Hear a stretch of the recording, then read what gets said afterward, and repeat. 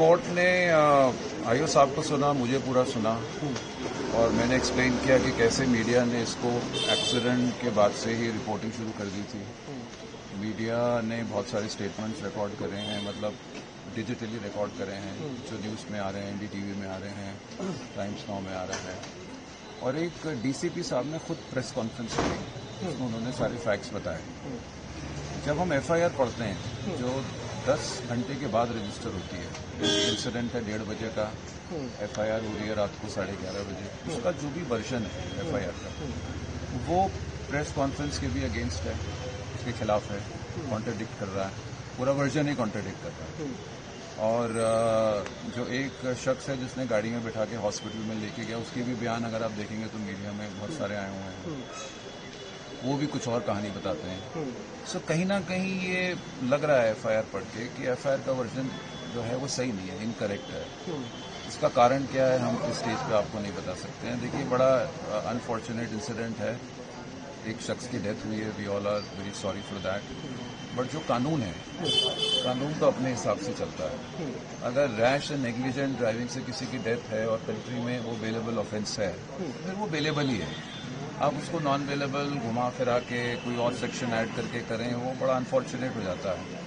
इसमें डीसीपी साहब ने खुद बताया कि जो एक्सीडेंट हुआ वो एक्सीडेंट तब हुआ जब एक गाड़ी बीएमडब्ल्यू जैसे सीधी जा रही है, धौला कुआं क्रॉस करते अगर हम आगे जाते हैं तो एक टर्न आता है, तो वो जो टर्न है वो काफी एकदम शार्प है, बहुत शार्प टर्न है। तो जब वो टर्निंग आई तो उसका जो कोने वाला पोर्शन था, डिवाइडर के साथ वाला, उसमें गाड़ी पहले लगी, आगे का पोर्शन लगा। ये डीसीपी साहब का वर्जन है। जब आगे उसकी गाड़ी लगी तो गाड़ी टर्न हुई, गाड़ी टर्न हुई तो लेफ्ट साइड में जो था ये टू व्हीलर एक जा रहे थे, दोनों टू व्हीलर के साथ में डीटीसी बस थी। सो गाड़ी कभी भी, बीएमडब्ल्यू गाड़ी कभी भी फ्रंट से टू व्हीलर के साथ नहीं टकराई। ये सीसीटीवी की रिकॉर्डिंग है, जो आज ये अभी लेके भी नहीं आया, रिमांड के टाइम उसको प्रोड्यूस भी नहीं किया। तो वो साइड में लगी, पीछे से टू व्हीलर से लगी, टू व्हीलर स्लिप होकर बस की तरफ गया और बस के साथ टकरा गया और गाड़ी टर्टल हो गई। गाड़ी जो थी ये बीएमडब्ल्यू, वही पूरी टर्टल है। गाड़ी के अंदर जितने भी सवार हैं, हस्बैंड वाइफ बच्चे, वो भी गाड़ी के अंदर हैं।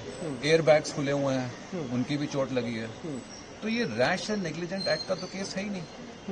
चलो मान भी लिया जाए कि रैश एंड नेग्लिजेंट एक्ट था कि आपने डिवाइडर नहीं देखा, 304 का केस कैसे बन गया? Culpable homicide not amounting to murder. There is an allegation कि आप इनको बिठा के 45 मिनट्स दूर के एक हॉस्पिटल में ले गए। वो सुपर स्पेशलिटी हॉस्पिटल है, वो कोई छोटा नर्सिंग होम नहीं है। कई बार ऐसा होता है, मैं खुद इंजर्ड होता हूँ तो मेरा कॉन्फिडेंस होता है नहीं, वो हॉस्पिटल हमने देखा है, हॉस्पिटल बहुत अच्छा है, वहाँ हमने इलाज कराया हुआ है, कोविड में हम वहीं गए थे, अब वहाँ ले चलो, वहाँ डॉक्टर कराएंगे। और ये भी एविडेंस है कि लेडी जो है एक्यूज्ड है, उसने फोन करके डॉक्टर से टाइप कर रही है कि हम आ रहे हैं, आप इमरजेंसी रेडी रखिए। और जब हम वहाँ गए हैं तो ये उसका ड्राइवर का बयान आ रहा है, जब वहाँ गए हैं तो वहाँ सारे डॉक्टर्स ने इनको रिसीव किया, प्रॉपर इलाज दिया।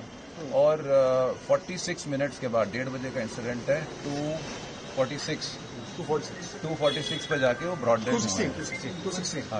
हाँ, तो 46 मिनट के बाद, यानी कि सारा रास्ता करने के बाद 46 मिनट में आप वहाँ पहुँच भी गए, तो इंसिडेंट हो गया। तो ये कहीं ना कहीं मुझे लग रहा है कि जो वर्जन एफआईआर का है या आईओ साहब का है, वो आप सबकी, जो आप लोगों ने इन्वेस्टिगेशन करी है, आपने बयान रिकॉर्ड करे हैं और डीसीपी साहब खुद बयान कर रहे हैं, डीसीपी साहब सीसीटीवी की हवालत दे रहे हैं, वो सबसे कॉन्ट्रडिक्टरी है। आई डोंट नो इसका रीजन क्या है और क्यों ऐसा किया गया है।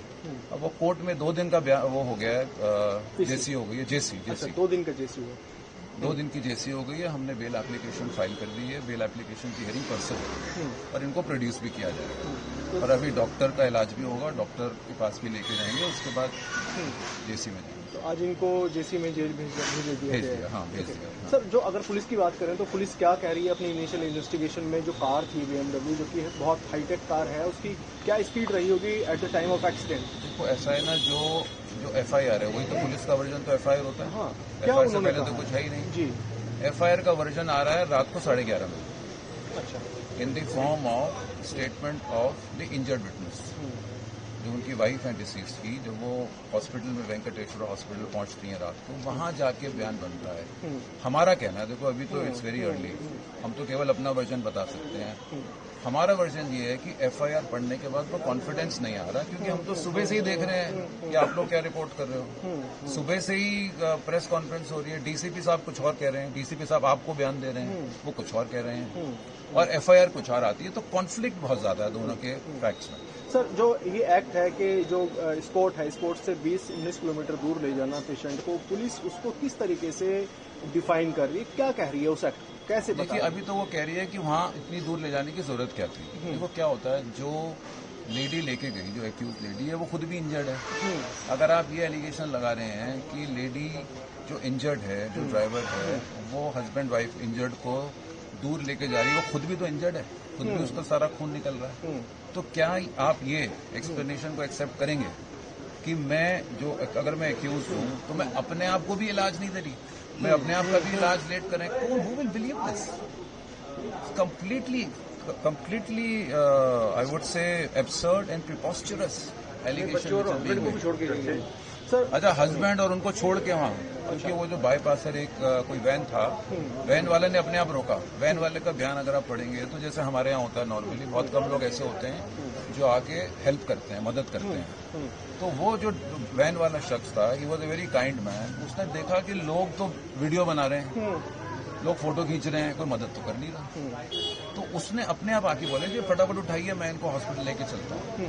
तो जैसे जो इंजर्ड लेडी का माइंडसेट है, जो ऑलरेडी ट्रॉमेटाइज्ड है, इंजर्ड लेडी ने कहा भी मुझे फटाफट लेके जाइए, वो उस हॉस्पिटल में कई बार लेके जाते हैं जहाँ उनका इलाज हुआ होता है पहले। तो उस टाइम कहाँ किसका ध्यान है? जो लेडी उल्टी टर्टल कार में, उल्टी कार में, और एयर बैग्स खुले हुए, वहां से उसको निकाला जाएगा, उसका माइंडसेट को आप कैसे मानो? उसका कोई नॉर्मल माइंडसेट तो है नहीं। तो सर, ये बेल एप्लीकेशन जो आप लोगों ने फाइल करके, उस पर कोई नोटिस इशू हुआ है? नोटिस इशू हो गया, रिप्लाई फाइल करने के लिए बोल दिया है, प्रोसिक्यूटर को जो है नोटिस हो गया, परसों रिप्लाई आएगा और इस पर बहस होगी बेल पे। और लेडी है वैसे भी लेडी। हाँ, अच्छा एक बात बताइए, there was the need to arrest? आप हॉस्पिटलाइज लेडी को निकाल के, डिस्चार्ज करा के आप अरेस्ट करें, where is the necessity of arrest? आपने कोई रिकवरी नहीं करनी, ठीक है ना? आपने उसको कोई क्यूज के बारे में आपने नहीं पूछा, जो नॉर्मल हमारे ग्राउंड होते हैं, पुलिस कस्टडी रिमांड किया जुडिशियल के, तो there was the need of arrest. अगर आपको लगता है उन्होंने कुछ क्राइम किया तो आप ट्रायल के बाद उसको कन्विक्ट कर सकते थे। तो मेरे हिसाब से तो अरेस्ट भी जो है वो बेसलेस है।